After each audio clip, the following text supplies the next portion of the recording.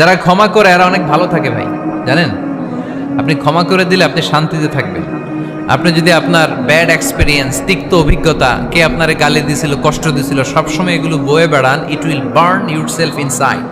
এগুলো আপনার ভিতরে জ্বালায় পোড়ায় ছারখার করে দিবে।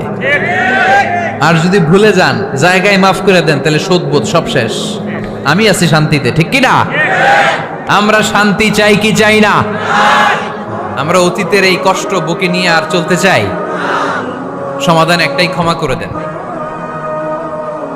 স্টামফোর্ড ইউনিভার্সিটি, ক্যালিফোর্নিয়ার স্টামফোর্ড ইউনিভার্সিটির একজন প্রফেসর ফ্রেডরিক লাস্কিন, ওনার একটা আর্টিকেল আমি পড়েছি। ওখানে উনি গবেষণা চালিয়েছেন, অনেক মানুষের মধ্যে গবেষণা চালিয়ে দেখেছেন যে যারা অন্যরা ক্ষমা করতে পারে না, এদের রোগবালাই বেশি, কষ্ট বেশি। আর যারা সহজে ক্ষমা করে দেয়, এরা সবসময় শান্তিতে থাকে।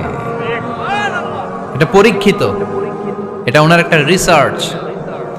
এরপর আমেরিকাতে একটা স্টেট আছে ম্যাসাচুসেট। এই ম্যাসাচুসেট জেনারেল হসপিটালে একজন পৃথিবী বিখ্যাত সাইকিয়াট্রিস্ট বসে, মনোবিজ্ঞানী, নাম হচ্ছে প্রফেসর হারবার্ট বেনসন।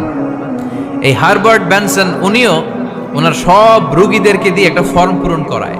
সেখানে উনি কিছু কোশ্চেনার ছুড়ে দেয়, প্রশ্ন করে আর উত্তর নেয়। পরে জরিপ করে উনি দেখতে পেয়েছে ওনার যে সমস্ত রোগীরা মনের ভিতরে রোগ, এই রাগ, এই ক্ষোভ, এই হিংসা বিদ্বেষ এগুলো অন্তরে পুষে রেখেছে, এদের স্ট্রোক করার এবং হার্ট অ্যাটাক করার রেটিংটা বেশি।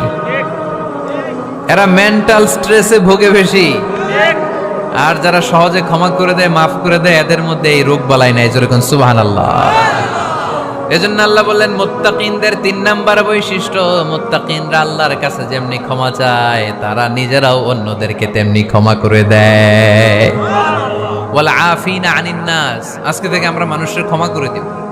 কারো জন্য অন্তরে কোনো হিংসা বিদ্বেষ পুষে রাখা যাবে? অনেকে এগুলোর ভুলতে চায় না, পেলে পুষে বড় করে, আর ভিতরে খালি জ্বলে। ভিতরে কি করে? এই জ্বালাও পোড়াও আমরা বয়ে বেড়াতে চাই